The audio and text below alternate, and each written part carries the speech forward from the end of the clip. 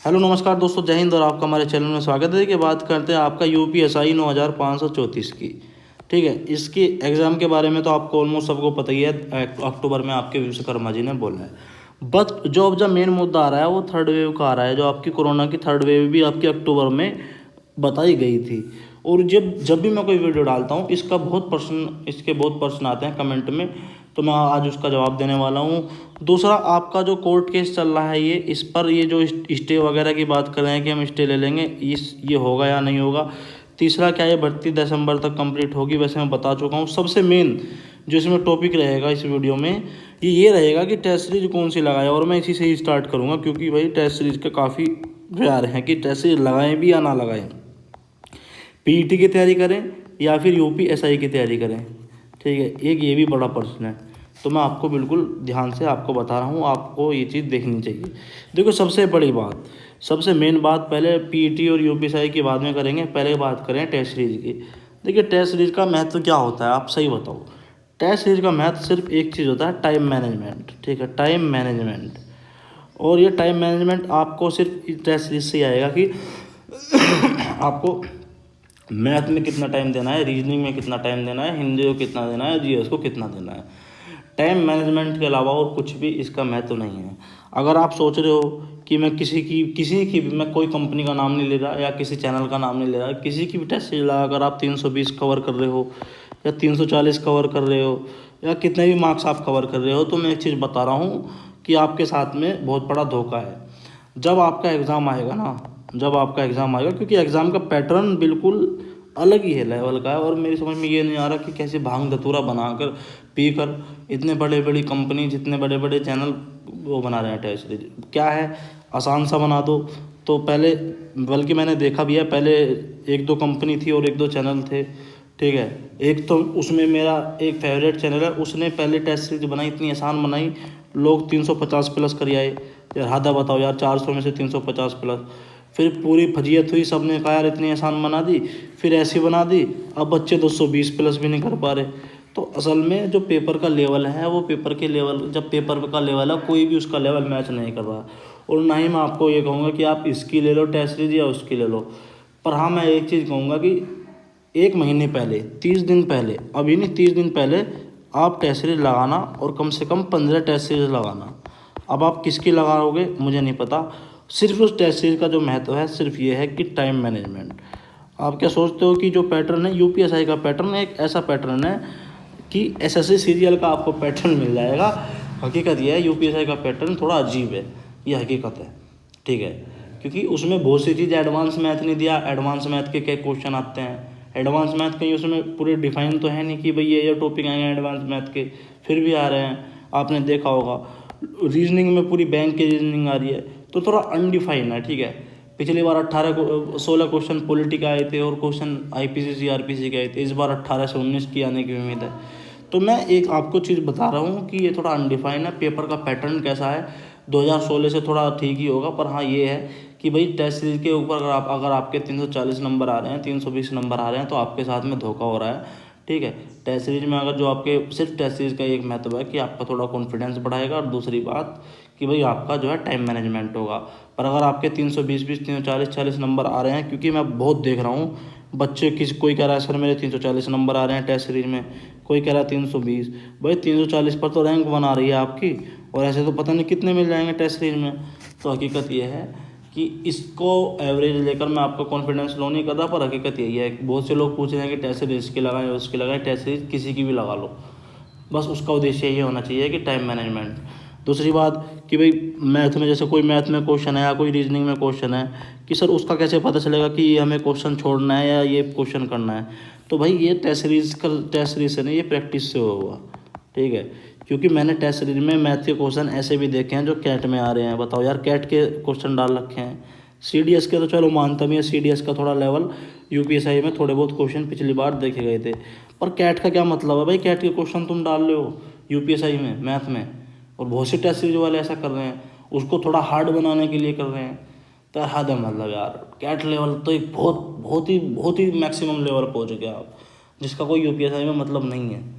हकीकत वो है, सिलेक्शन उसका होगा जिसको पता है कि क्या पढ़ना है क्या छोड़ना है, और मैं वो वीडियो बहुत जल्द बनाऊंगा। आप दिक्कत मत लो कि आपको किस सब्जेक्ट पर, किस टॉपिक पर क्या फोकस करना है, क्या नहीं करना है। बात करें पीईटी की, पीईटी की तैयारी करें या फिर यूपीएसआई की तैयारी करें, तो देखिए एक चीज़ तो मैं ये कह सकता हूँ कि आप यूपीएसआई की तैयारी करते रहिए और पीईटी का पेपर दे आइए। देखो मैं एक चीज़ कह रहा हूँ कि पीईटी पर फोकस मत करो, पीईटी पर फोकस ही मत करो, समझ रहे हो। आप जो यूपीएसआई का सिलेबस है, यूपीएसआई का सब्जेक्ट है, उसको लगातार लेके चलो। पीईटी का बस ऐसे दे के आना है जैसे कोई टेस्ट हो। आप जाओ चुपचाप, जैसे मॉक पेपर दे के देने जा रहे हो, क्योंकि आपके ज़िले में ही एग्ज़ाम होगा। आप जाओ 1-2 घंटा का, एक घंटा जाने का, 1 घंटा आने का, 1 घंटा पेपर में बैठने का, 2 घंटे में। तो मैं एक चीज़ बता रहा हूँ, जाओ जाके पेपर दे के आओ। पर मैं ये नहीं कह रहा कि आप पीईटी का एग्ज़ाम भी मत दो, पर मैं ये कह रहा हूँ अगर यूपीएसआई का कोई सीरियस कैंडिडेट है, क्योंकि पीईटी में बहुत कोई 5 नंबर का मैथ दे रखा है, बताओ यार है, अजीब बात है, जिसमें ऐसे ऐसे सब्जेक्ट्स हैं आपके पीईटी में जो आपके यूपीएसआई में इतने महत्वपूर्ण हैं, उसमें महत्वपूर्ण नहीं है, क्योंकि 5 नंबर का आप क्या करोगे। ठीक है, आप अगर आप सिलेबस देखोगे यूपीएसआई को और यूपीपीटी का आप कंपेयर करोगे तो आपको चलेगा पता। तो मैं आपको एक ही बात कहूँगा, अगर आप यूपीएसआई के सीरियस एस्पिरेंट्स हैं, अगर आप चाहते हैं मैं दरोगा बनूँ, तो मैं आपको एक चीज़ ही बता रहा हूँ कि भाई आप यूपीएसआई पर ही फोकस करो। पीईटी का सिर्फ as an exam, as a event आप इसको लेना कि बस हाँ आज एग्ज़ाम है, जा रहा हूँ मैं देने। पीईटी के लिए कुछ स्पेशल मत करना, आएगा, क्योंकि आपका फोकस यूपीएसआई होना चाहिए। क्योंकि दो नौका में आप सवार होकर नहीं चल सकते, समझ रहे हो, कि मैं पीईटी की भी तैयारी करूँगा, मैं उसकी भी तैयारी करूँगा। क्योंकि अगर आपने इंग्लिश, क्योंकि उसमें इंग्लिश भी आएगी और बहुत से सब्जेक्ट ऐसे हैं यार, आप सोच रहे हो जीएस मैथ रीजनिंग, नहीं भाई, उसमें टॉपिक्स भी अलग हैं जिन टॉपिक का महत्व यूपीएसआई में है ही नहीं। ठीक है, मिडिवल क्वेश्चन, मिडिवल हिस्ट्री के अगर 5 क्वेश्चन आ रहे हैं, यूपीएसआई में एक भी नहीं आएगा, एक आएगा मिनिमम, और पूरी हिस्ट्री से आएगा वो एक क्वेश्चन। अब उसका ये नहीं पता कि वो मिडिवल से पूछ ले या कि कहाँ से पूछ ले, समझ रहे हो। तो ऐसे टॉपिक्स हैं जो आपके यूपीएसआई में महत्वपूर्ण नहीं रखते पर पीईटी में महत्वपूर्ण है। कुछ टॉपिक्स ऐसे हैं जो यूपीएसआई में महत्वपूर्ण है, वो पीईटी में महत्वपूर्ण नहीं। तो अगर आप 15 से 20 दिन भी अगर यूपीएसआई को छोड़कर पीईटी को दे दोगे तो आप नाश की तरह से, नाश मतलब एक तरह से आप या तो पीईटी कर लो या यूपीएसआई कर लो, ऑप्शन मैं दे रहा हूँ, वरना आप अपना नाश कर लोगे। बस अगर आप यूपीएसआई के सीरियस एस्पिरेंट हैं तो यूपीएसआई की तैयारी करते रहें। पीईटी का एज एन इवेंट, जैसे 20 तारीख को एग्ज़ाम है, बस सुबह को उठना, ईश्वर का या अल्लाह का नाम लेना और भैया जाके एग्ज़ाम दे आना, बस इससे ज़्यादा कुछ नहीं, समझ रहे हो। दूसरी बात करें मैं, और इसके जो आपका जो थर्ड वेव वाली बात है, मैं आपको एक चीज़ बता रहा हूँ, इलेक्शन का दौर है, इलेक्शन का समय है। एक चीज़ आप याद रखना, जो पार्टी सेकंड वेव के दौरान वेस्ट बंगाल में इलेक्शन करा सकती है वो आपका एग्ज़ाम भी करा सकती है। और आप कहोगे अच्छा जी, इलेक्शन को एग्ज़ाम से ऊपर वरीयता थोड़ी दे देगी सरकार, भाई देगी, इस बार देना पड़ेगा, क्योंकि भैया इलेक्शन है 2022 में, समझ रहे हो। तो इस बार वरीयता इलेक्शन के बराबर ही दी जाएगी, चाहे थर्ड वेव आए या ना आए। भाई दूसरी बात, सेकेंड वेव में वैक्सीनेशन इतना नहीं लगा था, 18+ का वैक्सीनेशन काफ़ी अच्छे लेवल पर हो रहा है। भाई तुम्हारा तो पता नहीं, मैं तो डबल डोज भी डबल डोज लग गई कोवैक्सीन की। ठीक है, तो आप अगर ज़्यादा भी ना तो एक डोज तो सभी के लग गई होगी, और किसी ने ना लगवाई होगी तो वो उसकी अपनी मर्जी होगी, क्योंकि अब स्लॉट्स अच्छे से मिल रहे हैं। तो वैक्सीन जिसने ना लगाई हो लगवा लो। और भाई क्योंकि पिछली बार वैक्सीनेशन भी इतना नहीं था, और इस बार थोड़ा ज़्यादा दिक्कत मुझे नहीं लगता होगी थर्ड वेव में, क्योंकि इस बार सरकार अच्छी तरह से प्रिपेयर है, ऑक्सीजन वगैरह हर चीज़ की सुविधा है। एग्ज़ाम तो पीछे नहीं होगा, हटेगा, एग्ज़ाम अक्टूबर में आपका 100% होगा, एग्ज़ाम आपका 100% होगा, चाहे थर्ड वेव आए चाहे फोर्थ वेव आए। दूसरी बात स्टे की, तो स्टे वाले बच्चे मैं एक चीज़ बता दूं, स्टे इस पर जो भर्ती पर होगा वो 0 बस क्या बताऊं, मतलब 1% भी इसके चांस नहीं है। जो बच्चे एज में छूट मांग रहे हैं उनकी जायज़ छूट है, उनको एज में छूट मिलनी चाहिए। पर मैं ये कह रहा हूँ कि जो बच्चे कह रहे हैं कि हम स्टे भर्ती पर स्टे ले आएंगे, उनकी बात से घबराओ मत, ठीक है, कुछ नहीं होने वाला। अगर कुछ होना होता तो बहुत पहले आता, भर्ती बोर्ड मूर्ख नहीं है। और जो भर्ती बोर्ड में हमने बात करी है थर्ड वेव से रिगार्डिंग, और वैसे भी तो भर्ती बोर्ड इस टाइम इतना सीरियस है इसको लेके। और कोर्ट ऑफ कंटेम्प्ट आपको पता है, अगर आप कोर्ट को आदेश देता है और कोर्ट ऑफ कंटेम्प्ट करता है तो पूरा एग्ज़ाम थोड़ी, वो तो भर्ती बोर्ड के किसी अधिकारी पर फाइन लगा देगा या कुछ भी लगा देगा। और भाई मैं आपको हकीकत एक चीज़ बता रहा हूँ, कुछ नहीं होने वाला, ये स्टे नहीं लेंगे, कुछ नहीं मिलेंगे, इनको कुछ नहीं मिलने वाला, डबल बेंच में मामला चला जाएगा, सारा मामला फंसा रह जाएगा। मैं तो चाहता हूँ कि 14 तारीख को जो डेट है उसको फाइनल मिल जाए, या तो भाई इन्हें बेचारों को एज वालों को एज में छूट दे दो, या फिर इनको साफ मना कर दो। मैं कोर्ट से अपील करूँगा, और जितने भी ये बच्चे हैं मैं इनसे अपील करूँगा कि अपने जो वकील हैं उनसे कहो कि भाई वे अदालत में ये बात रखें कि भाई बच्चे का पैसा इन्वेस्ट हो रहा है, बच्चे का समय बर्बाद हो रहा है, आज ही फैसला दे दो भैया कि भाई हमें एज में छूट मिलेगी या ना मिलेगी। बार बार क्यों घुमाने वाली बात है, समझ रहे हो। और दिसंबर तक की बात है, दिसंबर तक क्या भर्ती कंप्लीट होगी। तो मैं आपको एक चीज़ बता रहा हूँ, दिसंबर तक आपका DVPST होकर आपकी लिस्ट आ जाएगी। तो आप इस चीज़ को लेके परेशान ना रहें कि ऐसा होगा वैसा होगा। आप 100 चैनलों पर वीडियो देखेंगे, 100 अलग इंसान कुछ अपने पर्सनल उसके लिए, पर्सनल सेटिस्फेक्शन के लिए, पर्सनल उनका कुछ मोटिव होगा, उसके लिए लोगों को भ्रमित कर रहे हैं।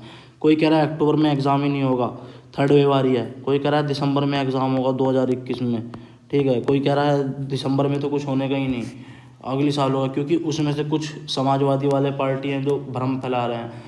मैं किसी पार्टी का वो नहीं करता, पर मैं एक चीज़ बता रहा हूँ, बच्चा हर पार्टी का होगा यहाँ पे, जो मुझे वीडियो देख रहा होगा। ऐसा तो है नहीं सब भाजपा वाले होंगे या सब सपा वाले होंगे। बच्चे की कोई पार्टी नहीं होती, बच्चे को चाहिए रोजगार। और कोई भी यूट्यूबर अगर किसी को बच्चे को भ्रमित कर रहा है कि भाई दिसंबर में एग्ज़ाम होगा, तो वो थोड़ा फ्लेक्स मोड में चला जाएगा, समझ रहे हो, रिलैक्स मोड में चला जाएगा वो। अगर उसको पता है कि मेरा दिसंबर को एग्ज़ाम है और 3 महीने रह रहे हैं, तो वो अच्छे से पढ़ाई करेगा। और तुम उसे फिर 2 महीने पीछे बताओगे कि दिसंबर में एग्ज़ाम होगा, अरे नहीं नहीं साहब थर्ड वेव आ जाएगी। भाई मन में डाउट रखना ही नहीं है। 101% आपका एग्ज़ाम अक्टूबर में होगा, ठीक है। थर्ड वेव के चक्कर में मत पड़ो। 101% आपका एग्ज़ाम अक्टूबर में होगा और दिसंबर तक आपका DVPST रखकर आपकी जो है वो आ जाएगी भैया, मेरिट वगैरह जो भी है। तो आप उसमें परेशान मत हो कि यह होगा वो होगा। भैया मैं आपको फिर बता रहा हूँ, सब कुछ अपने समय पर होने वाला है। ये भर्ती इतिहास बनाएगी, मैं एक बार नहीं 100 बार कह चुका हूँ। और आगे आने वाले समय में आपको ये सब कुछ पता चलता चला जाएगा कि किसी ने क्या कहा था। तो मैं तो बस आपसे आशा करूँगा कि आप अच्छे से पढ़ें और ध्यान लगा कर पढ़ें। और अगर आप चैनल पर नए हो, चैनल को जरूर सब्सक्राइब करें। जैसे भी कुछ अपडेट आएगी या जैसे भी कुछ होगा मैं आपको बताऊँगा। 2-4 दिन में जैसे ही मुझे समय मिलेगा मैं आपको एक वीडियो बना के दूँगा कि भाई किस सब्जेक्ट पर कितना फोकस करें, क्या करें। धन्यवाद। जय हिंद, जय भारत।